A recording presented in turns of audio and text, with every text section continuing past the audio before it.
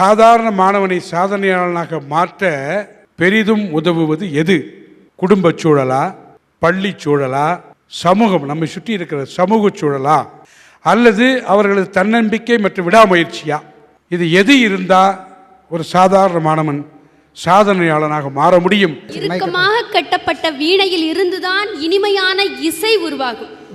அதுபோல நெருக்கமாக கட்டப்பட்ட மலர்களில் இருந்துதான் அழகான மாலை உருவாகும். அதே போலத்தான் கட்டுக்கோப்பான குடும்ப சூழலில் இருந்துதான் ஒரு சாதனை மாணவன் நிச்சயம் உருவாவான். இந்த குடும்பம் என்பது உடலுக்கு உயிர் தரும் ரத்தம் போன்றது. அந்த ரத்தத்தில் பிளாஸ்மாவுக்கு பதில் அன்பு இருக்கிறது.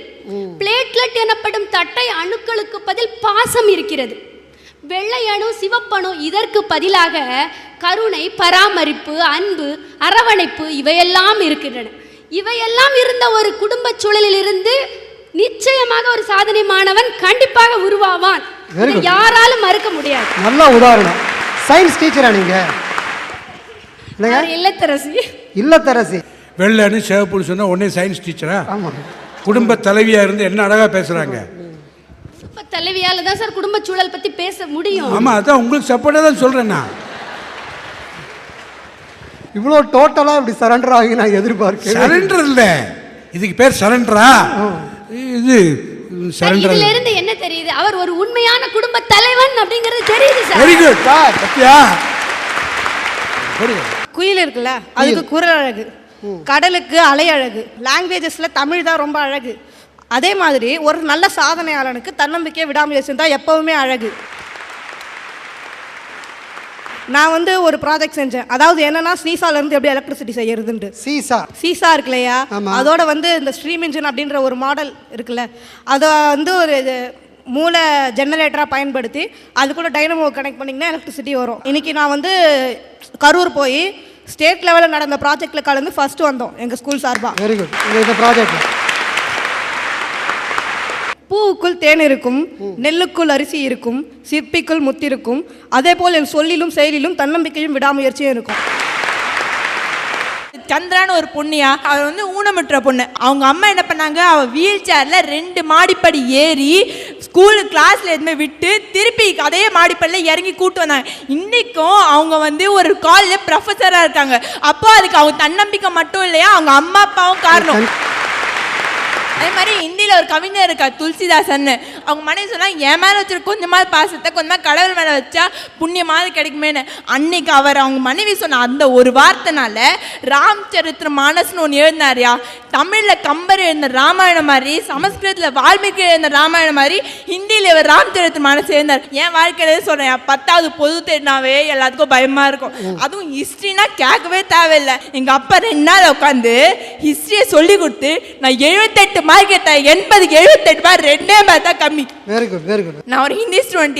அப்பா வடநாட்டில் இருந்தால் எனக்கு தமிழ் அவ்வளோவா தெரியாது. இந்த பொண்ணு தான் பேச வேண்டிய விஷயங்கள் அத்தனையும் இந்தியில் எழுதி அதை இங்கே மேடையில் இவ்வளோ சுத்தமாக அழகாக அருவி மாதிரி பேசியிருக்கிறேன். நன்றியா. இது நிச்சயமாக அவன் பெற்றோருடைய முயற்சின்னு சொல்ல மாட்டேன். உனக்குள்ள இருக்கக்கூடிய தன்னம்பிக்கை ஐயா, தன்னம்பிக்கை எனக்கு இருக்கு. எப்போ எங்க அப்பா அந்த உற்சாகத்தை கொடுத்தது அப்புறம் தன்னம்பிக்கை வந்தது. இங்கெல்லாம் பல்ப் எரியுதுல சார், இது யார் சார் கண்டுபிடிச்சாரு? எடிசன் பல்பு கண்டுபிடிச்சது. அவங்க கேட்ட பதில் சொல்லுங்க. எனக்கு சந்தேகமாக இருக்குது, தலைவராக இருக்கீங்கன்னு உங்களை கேட்டேன். எனக்கு தெரியும், நான் சொல்ல மாட்டேன் sir. Thomas Alva Edison sir. Correct correct. இல்லை இல்லை, நான் சொன்னேன் தாமஸ் ஆல்வா எடிசன்ங்கிறது கூட தெரியாம நீங்க பேசுறீங்க.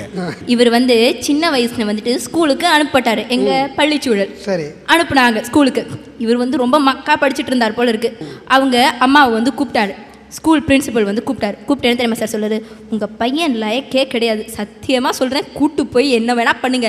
ஆனால் அவங்க அம்மா என்ன தெரியுமா சார் சொன்னாங்க, என் பையன் படிக்கிறதுக்கு இந்த ஸ்கூல் லைக் இல்லை, என் பையனுக்கு இதோட நிறைய ஆப்பர்ச்சுனிட்டி இருக்குன்னு சொல்லி ஊட்டி ஊட்டி வளர்த்து இப்படி சாதனை மேலே சாதனை இன்னைக்கு உலகத்திலேயே இவ்வளோ சயின்டிஃபிக் இன்வென்ஷன்ஸ் பண்ணியிருக்கிறது தாமஸ் ஆல்வா எடிசன் மட்டும் தான். என்னமோ தாமஸ் ஆல்வா எடிசன் வீட்டுக்குள்ளேயே 10 வருஷம் குடியிருந்த மாதிரி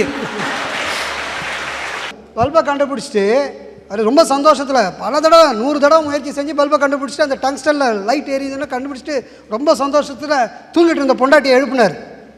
தோப்பா லைட்டை கண்டுபிடிச்சிட்டான்னு. அந்த அம்மா எழுந்தா, யோ லைட் ஆஃப் பண்ணிட்டு படியா அவரோட லைஃப் இப்படி ட்ராஜடி. தாமஸ் ஆல்வா எடிசன் கொடுத்த கோட் என்ன? Genius is 1% inspiration and 99% perspiration. ஒன்றும் பண்ண முடியாது. அவரோட பயோகிராஃபில ஸ்டார்டிங்ல அவங்க அம்மாவை பத்தி மென்ஷன் பண்ணியிருக்காரு. ஆனா லாஸ்ட் என் பண்றப்போ அவருடைய தன்னம்பிக்கை, அவர் செஞ்ச முயற்சியை வச்சு என் பண்ணியிருக்காரு. அம்மா வேணா அவங்களுக்கு தன்னம்பிக்கை வளர்த்து வச்சிருக்கலாம், ஆனா அவருக்குள்ள இருந்த தன்னம்பிக்கை தானே அவர் செய்யணுங்கிறத வந்து துடிச்சு துடிச்சு செஞ்சாரு. சார் சத்ரபதி சிவாஜி தெரியுமா சார் உங்களுக்கு? அவர் வந்துட்டு சின்ன வயசுல வந்து ரொம்ப கோழையா இருந்தவரா சார். அவங்க அம்மா ஜீஜாபாய் வந்துட்டு அவருக்கு உணவோடு சேர்த்து அந்த வீரத்தையும் ஊட்டி ஊட்டி வளர்த்ததுல 85% இந்தியாவில் 85% வந்து அவர் கான்கர் பண்ணார். கான்கர் பண்ணதுக்கப்புறம் அவர் என்ன பண்ணாருன்னு தெரியுமா சார்? அவங்க அம்மாவுக்கு ஒரு கோல்டன் கிரேடில், அதாவது ஒரு தங்க தொட்டில வந்து ப்ரெசென்ட் பண்ணிட்டு சொன்னாராம், அம்மா ஒரு கோழையாக இருந்த என்ன இந்தியாவில் முக்காவாசி இடத்த கான்கர் பண்ண வச்சியேம்மா, இந்த சாதனை உனக்கு தான்மா புரியும்னு அவன் சொன்னார் பாருங்க சார். அதுதான் சார் சாதனை. ஒரு மாணவனை பொறுத்தவரையும் அவனோட அச்சீவ்மெண்ட் என்ன சார்? ஒரு ஸ்கூல் ஃபஸ்ட்டு, இல்லைன்னா ஒரு டிஸ்ட்ரிக்ட் ஃபஸ்ட்டு, இல்லைன்னா ஒரு ஸ்டேட் ஃபஸ்ட்டு. இப்படி எடுத்து முடித்தோடனே மீடியா ப்ரெஸ்ஸு எல்லாருமே வந்து கேட்குறாங்க. வந்து கேட்ட உடனே அவன் சொல்கிற முதல் ஆன்சர் என்ன சார்? என்னோட பெற்றோர்கள் என்னை ஊக்குவிச்சதால தான் என்னால் ஸ்டேட் ரேங்க் எடுக்க முடிஞ்சுன்னு சொல்கிறான். அதுக்கு அப்புறமா தான் சார் என்னோட பள்ளி, என்னோட டீச்சர்ஸ் எல்லாம் சொல்கிறான். ஸ்கூல் சொல்கிறாங்க, இந்த டைமில் இப்படியெல்லாம் ஃபிக்ஸ் பண்ணி படிச்சிங்கன்னா நீங்கள் நல்ல மார்க் வாங்கலான்னு. சரி, இன்றைக்கி நைட் நம்ம உட்காந்து படிக்கணும், இன்றைக்கி நைட் நம்ம படித்தோன்னா நல்ல மார்க் வாங்கலாம், அவனுக்குள்ளே அந்த தன்னம்பிக்கை இருக்கும். ஆனால் அதே நைட்டில் அம்மா எழுந்து ஒரு டீ போட்டு கொடுத்து பின்னாடி தட்டி உன்னால் முடியும்ப்பான்னு சொல்லுவாங்க பாருங்க சார், அந்த பையன் மட்டும்தான் சார் சாதிப்பான். குழந்தை அழகா பேசுற, எனக்கு புரியுது. இன்றைய குடும்பங்கள், எத்தனை குடும்பங்கள் டீ போட்டு தருது? பொருளாதார நெருக்கடி சூழல், தாயும் தந்தையும் சேர்ந்து ஓடுறான். டீ கூட போட முடியாத அளவுக்கு பொருளாதார நெருக்கடியா? ஒன்று புரியுது, நீங்கள் உங்கள் வீட்டில் குழந்தைக்கு டீ போட்டு கொடுக்க மாட்டீங்கன்னு தெரியுது. ஆமாய்யா, ஏன் தெரியுங்களா? என் குழந்தைய பார்த்துக்கிறதுக்கு நான் என் குழந்தைய பள்ளிக்கு அனுப்புகிறேன், அவங்க செய்வாங்கன்ற நம்பிக்கை எனக்கு இருக்கு. சார் பிரின்சிபலா சார் நைட்டு வந்து டீ போட்டு கொடுக்குறாரு. அப்படி கேளு, போடு போடு. ஆனால் எனக்கு தெரிஞ்சு எந்த அம்மாவும் முழிச்சிட்டு இருந்தெல்லாம் கொடுக்குறது இல்லை. ஒரு ஃப்ளாஸ்கில் எடுத்து வச்சுருக்கேன், ஹாட் பேக்கில் அதை வச்சுருக்கேன், எப்போ பிஸ்கட் வச்சுருக்கேன், நீ வாட்டு படிச்சுக்கோ. இல்லை சார், நான் ஒரு வீட்டுக்கு போனேன், நான் நடித்த ப்ரோக்ராம் ஒன்று வருது, டிவி போடுங்கன்னு. இல்லை சார், நாங்கள் கேபிள் கனெக்ஷனை கட் பண்ணிட்டோம். ஏன்? என் குழந்தை பரீட்சைக்கு படிக்கிறா. அது குடும்பம் சார். அப்படி போடு. உங்கள் வீட்டில் எப்படி சார்? எங்கள் வீட்டில் டிவியே கிடையாது சார். இந்த நிகழ்ச்சிக்காக சொல்றியா இல்ல சார், உண்மையிலே ஒரு 3 மாசமா ரிப்பேரா இருக்கு சார். மாறன் ஒரு படம் வந்து சார், நம்ம சத்யராஜ் நடிச்சு, பாத்தீங்களா சார்? நீ வீட்டுல டிவியே இல்லைங்கிற எங்க படம் பாக்குற சார்? நான் 3 மாசமா தான் சார் டிவி ரிப்பேர்னு சொன்னேன். மாறன் வந்து பல வருஷங்கள் ஆச்சு சார். அதுல வந்து சத்யராஜ் சாருக்கு 2 பசங்க சார், ஒரு பையன் ஒரு பொண்ணு. அவர் பையன் வந்து ரொம்ப நல்லா படிக்கிற பையன், கல்லூரிக்கு போறான். போனதும் என்ன சார் ஆகுது? ரேகிங்ன்ற பேரில் அந்த பையனை அணுவா சித்திரவை செஞ்சு கடைசியில் அவன் சூசைட் பண்ணுற வரைக்கும் போயிருக்கு சார். எப்பவுமே ஒரு தப்பு நடந்தால் தான் அந்த இடத்துல இந்த தப்பை வந்து களையிறதுக்கு என்ன வழி வரின்னு செய்வோம். அப்படி ஒரு சம்பவம் நடந்த பிறகு இன்னைக்கு மாணவர்களுக்கு எந்த அளவுக்கு பாதுகாப்பு? உங்களுக்கு அர்னால்ட் பற்றி தெரியும்ல சார்? தெரியும். உலகத்திலே பெஸ்ட் ஃபிசிக் இருக்கிறது அவருக்கு தான் சார். அவர் வந்து போலியோவால் அஃபெக்ட் ஆன ஒரு ஆள், நம்புவீங்களா சார்? அவரால் சாதிக்க முடிஞ்சது காரணம் என்ன தெரியுமா சார்? அவர் வந்து போலியோவால் அட்டாக் ஆயிருந்தது கூட மீறி அவருக்கு வந்து அந்த ஒரு ட்ரைனிங் கொடுத்து ஜிம்முக்கு அனுப்பி அவங்கள இவ்வளோ அர்னால்ட் உலகத்திலே இப்போ பெஸ்ட் ஃபிசிக்னு சொன்னால் அர்னால்ட் தான் சொல்கிற அளவுக்கு கொண்டு வரதுக்கு காரணம் அவங்க அம்மா தான் சார். எனக்கு வந்து சின்ன வயசுல வந்து சரியா பேச்சு வராது சார். எனக்கு ஸ்டாமரிங் ப்ராப்ளம் இருந்தது சார். எனக்கு சின்ன வயசுல இருந்தே பேச்சுல ரொம்ப ஆர்வம். நம்ம வந்து நல்ல ஒரு பேச்சாளராக வரணும்னு எனக்குள்ள அந்த தன்னம்பிக்கை இருந்தது. ஆனா எங்க அம்மா வந்து எனக்கு சின்ன வயசுல இருந்து அந்த ஸ்டாமரிங் போறதுக்காக கொஞ்சம் கொஞ்சமாக ட்ரெயின் பண்ணி கொண்டு வந்து நான் 9th-லையும் 10th-லையும் 2 வாட்டி ஸ்டேட் லெவலில் பெஸ்ட் ஒரேட்டர் அவார்டு வாங்குறதுக்கு காரணமாக இருந்தது எங்கள் அம்மா மட்டும்தான். நான் முழுக்க சொல்கிறேன் சார். உங்க அம்மா வந்திருக்காங்களா? இல்ல சார், வரல சார். நல்ல கூட்டிட்டு வர வேண்டாமா? சரி, கூடிய சீக்கிரம் டிவியை ரிப்பேர் பண்ணினீங்கன்னா அம்மா பார்க்கணும்ல இந்த நிகழ்ச்சியை. இன்டர்நேஷனல் லெவலில் நடந்த ஒரு பேச்சு போட்டியின் கொஞ்சம் கரெக்டாக சொல்ல. International level competition. அது வந்து ஆர்கனைஸ் பண்ண ஆல் ஓவர் த வேர்ல்டு, எல்லாத்துலேருந்து யூகே, யுஏஇ, கல்ஃப் கண்ட்ரிஸ் எல்லா இடத்துலேருந்தும் வந்திருந்தாங்க. அது வந்து ஆர்கனைஸ் பண்ணுறது, ஃபைனல் ரவுண்ட் வந்து நடக்க போகிறது வந்து மகாபலிபுரம் டிரான்ஸ் வேர்ல்டில். அங்கே வந்து எப்படி காம்படிஷன்னா, நம்ம ஸ்டேஜுக்கு வந்தோடனே அதுலேருந்து ஒரு லாட் எடுத்து என்ன அதில் கொடுத்துருக்கோ அதை பார்த்த உடனே பேச ஆரம்பிக்கணும். ஸ்பாட்லேயே பேசணும். உனக்கு என்ன டாபிக் வந்தது சார்? எனக்கு வந்து நம்ம இன்னைக்கு பண்ணுற டீட்ஸ் தான் வந்து நாளைக்கு நம்மளோட ஃப்யூச்சரில் ரிஃப்ளெக்ட் ஆகும், அதை பற்றி பேச சொன்னாங்க சார். பேசி ஃபைனல்ஸ்க்கு செலக்ட் ஆயிருக்கேன் சார். ஃபைனல்ஸில் வின் அவங்களுக்கு வந்துட்டு 65,000 ஒர்த் டூர் சார். 65,000 ஒர்த் உள்ள டூர். எங்கள் எல்லாருடைய பிரார்த்தனை என்னென்னா, நீ சக்ஸஸ்ஃபுல்லாக அதில் பேசி இந்த 65,000 ரூபா பரிசை ஜெயிக்கணும். நன்றி சார். கிராமத்துல இந்த மெட்ரிகுலேஷன் ஸ்கூல்ஸ்லாம் அவ்வளவா இல்ல. ஆனா அரசாங்க பள்ளி வச்சு இலவச கல்வி கொடுக்கறது அரசாங்கம் தான். அரசாங்கம் வந்து ஒரு சமூகத்தின் அங்கம். இப்போ ஒரு குடும்பத்துல ஒரு அம்மா அப்பா என்ன அவங்க பிள்ளைங்கிட்ட சொல்வாங்க, நீ 10 பேர் மத்தியில நல்ல மனிதனா இருக்கணும், நீ 10 பேருக்கு நல்லவனா நீ எடுத்துக்காட்டா இருக்கணும். அந்த 10 பேர் யார்? சமுதாயம். இப்போ கேம்பஸ் இன்டர்வியூ எல்லாம் கேள்விப்பட்டிருப்பீங்க. இப்போ எங்க அண்ணன் கேம்பஸ் இன்டர்வியூல செலக்ட் ஆயிட்டு இப்போ மாசம் 65,000 ரூபாய் சம்பாதிக்கிறான். கேம்பஸ் இன்டர்வியூ எதனால வந்தது? அரசாங்கம், சமுதாயத்தினால தான் கேம்பஸ் இன்டர்வியூ வந்து இப்போ எங்க அண்ணன் கை நிறைய சம்பாதிக்கிறான். இப்போ 10th 12th முடிச்ச மாணவர்கள் அத்தனை பேருக்கும் ஃப்ரீ ஸ்காலர்ஷிப் தராங்க, நல்லா படிக்கிற மாணவங்களுக்கு காலேஜ்ல படிக்கிறதுக்கு. அரசாங்க பள்ளியில என்ன பண்றாங்க, 10th முடிச்ச அத்தனை மாணவர்களுக்கும் ஃப்ரீ சைக்கிள் தராங்க. அதே மாதிரி பொதுவா மெட்ரிகுலேஷன் ஸ்கூல்ஸ்க்கும் கவர்மெண்ட் ஸ்கூல்ஸ்க்கும் ஃப்ரீ பஸ் பாஸ் தராங்க. கவர்மெண்ட் வந்து கல்விக்காக 1530 crores 1530 கோடி கொடுத்திருக்காங்க. யார்? அரசாங்கம் கொடுத்திருக்கு கல்விக்காக. நீங்க இந்த நிகழ்ச்சியை ஏன் நீங்க பொதுவா வைக்காம மாணவர்கள் பள்ளிக்கூடத்துல வைக்கணும்னு ஆசைப்படுறீங்க? இளைய சமுதாயத்துக்கு பல நல்ல விஷயங்கள் போய் சேரணும். நல்ல விஷயம் ஏன் நல்ல விஷயங்கள் போய் சேரணும்? பாசிட்டிவான ஒரு ஜெனரேஷனை உருவாக்க வேண்டிய பொறுப்பு நம்ம எல்லாருக்குமே இருக்கு. அது எங்க இருக்கு? சமுதாயத்துல இருக்கு. இல்ல சமுதாயம், நாளைய சமூகத்தை உருவாக்கும் என் பள்ளியில் இருக்கிறது.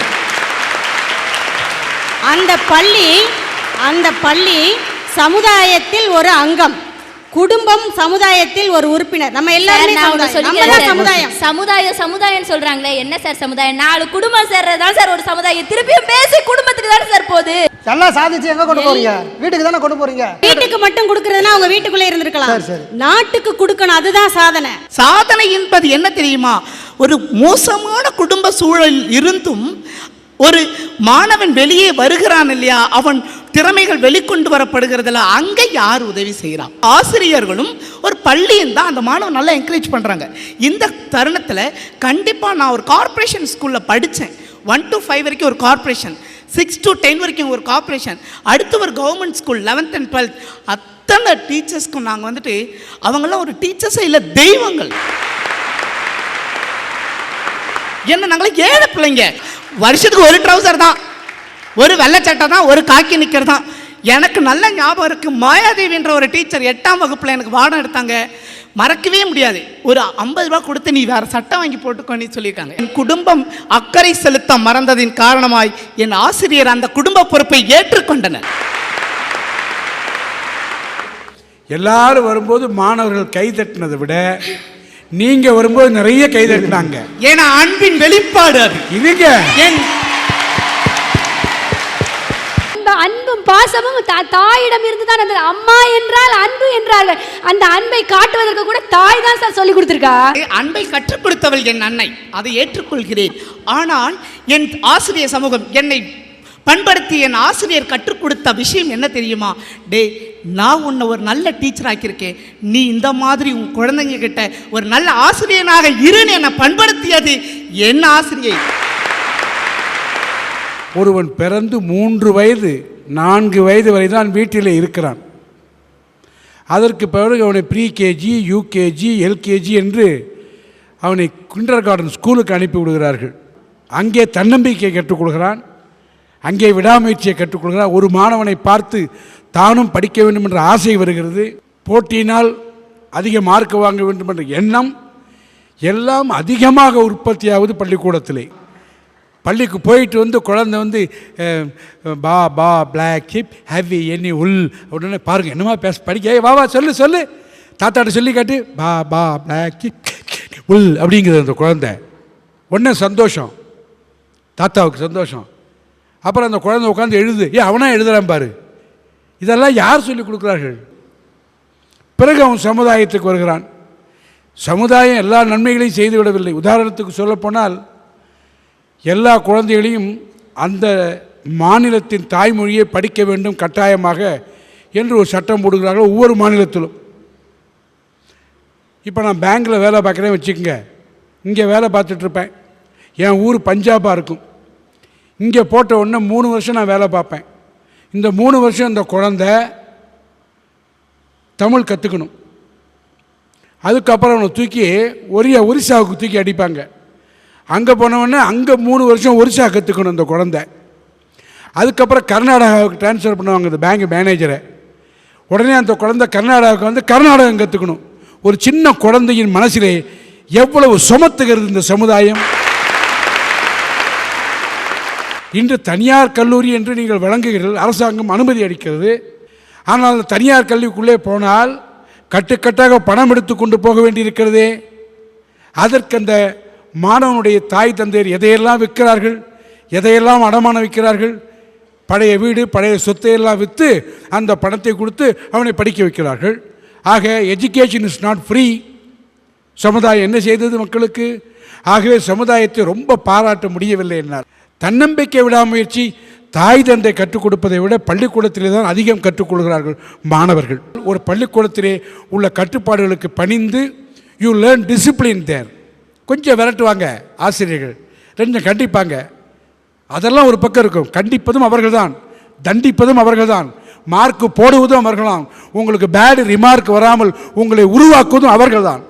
ஆகவே ஒரு பள்ளி சூழலில் தான் அதிகப்படியான மாணவர்கள் சாதனை மாணவர்களாக வாழ்கிறார்கள், வளர்கிறார்கள் என்று கூறி